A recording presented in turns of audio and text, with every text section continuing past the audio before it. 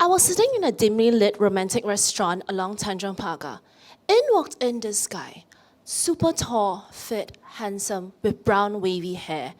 I was thinking to myself, damn, he's hot. Did I just land myself an American prince?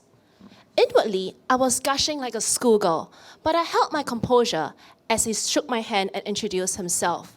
Let's call him Nate.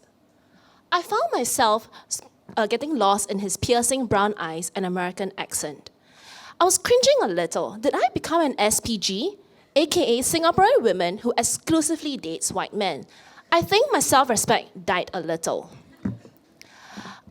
A month after we met, I hosted a dinner. It was the first large-scale dinner that I had organized since the pandemic. I was super nervous, and I told Nate about it. And he was really supportive. Imagine someone telling you how amazing, wonderful, beautiful, smart you are. Who wouldn't be blown away? I was on cloud 9. Who cares about my list, red flags, whatnot? So what if he decides to have difficult conversations via email? Because who does that unless they've been severely burnt in the past? I painted that red flag white.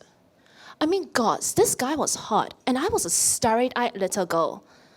I don't share. Well, neither do I. So wanna be exclusive? Sure. Wanna go to Bali?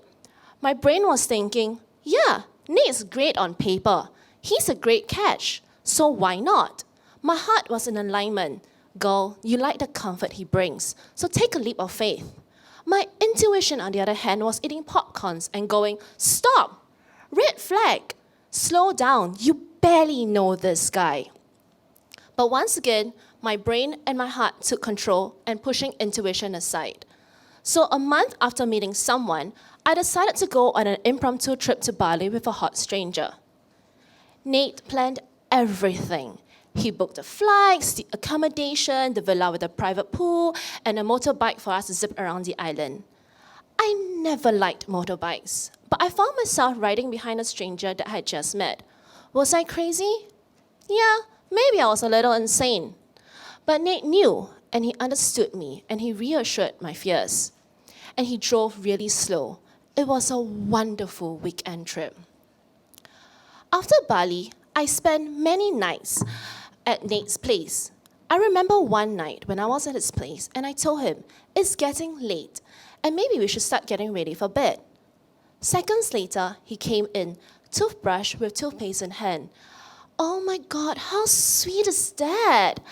I was on cloud 9. It was like I was in a fairy tale and Nate was my American prince. Everything was perfect, or so I thought. Fast forward a few months later. It was a rainy Sunday morning, and I was lying in bed when I received an email with the subject header, Hey. My heart dropped. Nate said that something wasn't clicking, and it's such a shame, but we shouldn't force it, I guess. I'm sorry, what wasn't clicking? Your joints? Nate also said that he's happy to meet up and discuss, like it was some business meeting. Stupidly, I texted him and went, yep, I'm upset. This came out of the blue. What happened? I would like to meet. Silence. Absolute, complete silence.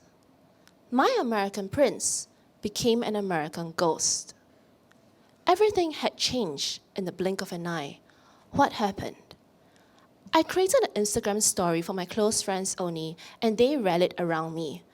Bags dropped everything, cleared her schedule for the day, and came to find me.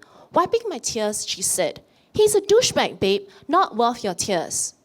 Grace comforted me over good Italian food and wine. Sherry, Chin, and Charlene, having seen me gone through hard times in my previous relationship, told me to focus on myself and that maybe I should stop dating for a while. And Ems? She told me, babe, you need to find your own closure even if he doesn't give you one. And after everything, we're going to process it and identify his red flags as well as yours. So I gave myself about a week because I'm incredibly busy and don't have time for this. So through sheer determination and an immense amount of self-love, I have found my own closure when he wouldn't give me one. And I couldn't have done it without the help of my wonderful friends and Taylor Swift.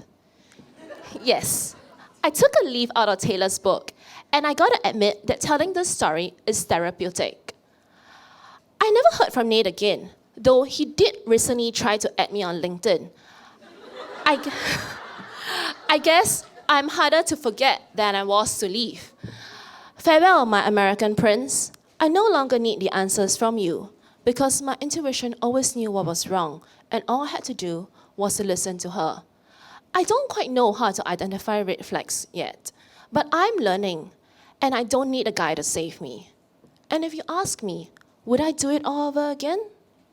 Yes, because at that moment, he was everything I needed. Thank you.